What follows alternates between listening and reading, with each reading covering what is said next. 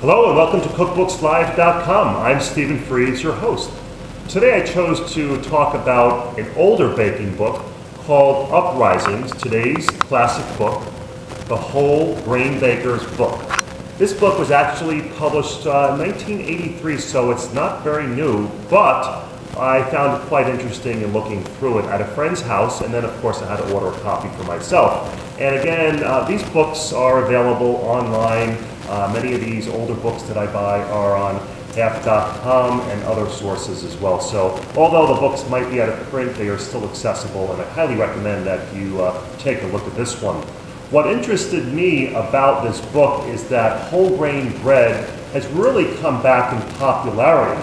I don't think it ever disappeared, but with all the health concerns people have these days, whole grain bread has made a resurgence. And what I find about in eating whole grain bread, it does make you full faster, and I guess it's the composition of whole grain versus the other type of breads that are out there. I know that there are some people, they buy whatever the cheapest bread is, but you really need to go and purchase a quality bread, and it'll make you feel better. It's a much more healthy thing to put into your body.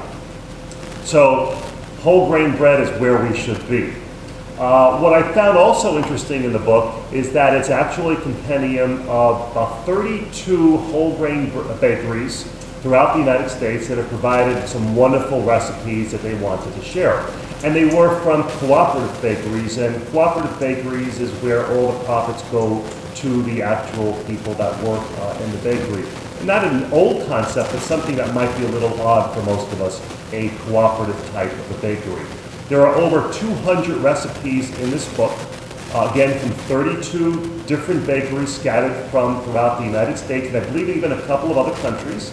And what is great about the book is that the recipes have been downsized for home scale, the amount that you would make at home. And then also, these bakeries were real nuts and bolts bakeries. They did not have many large pieces of equipment and all those fancy things, so it is really conducive for home baking, for small batch baking.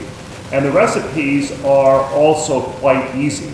And as is written in the book, it says 3 simple steps. You mix the wet ingredients, mix the dry ingredients, mix the 2 together, and bake. 1, 2, 3. Okay?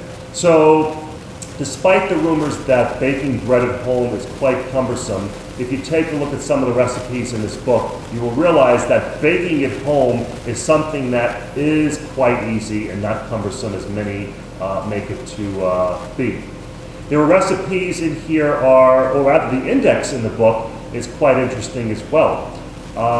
It is presented from the bakery of origin, the main ingredient in the recipe, any type of special allergies. So we've got all sorts of different breakdowns in the index.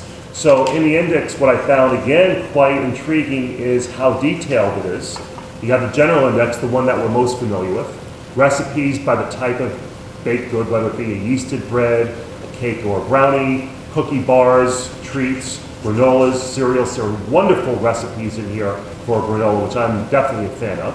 Then it's broken down by recipes by special dietary characteristics, some for no egg or dairy products, no wheat, no sweeteners or fruit sweetened, no added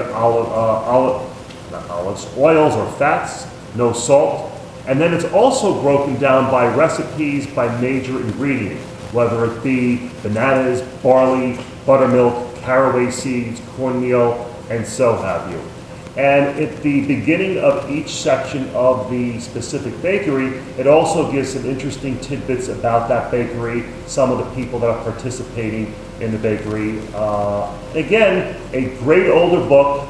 I would suggest you try to find it because it does give you some simple recipes using some quality, healthy ingredients, whole grain baking. From the Delia Viking Center in Wallingford, Connecticut, I'm Stephen Freeze for cookbookslive.com.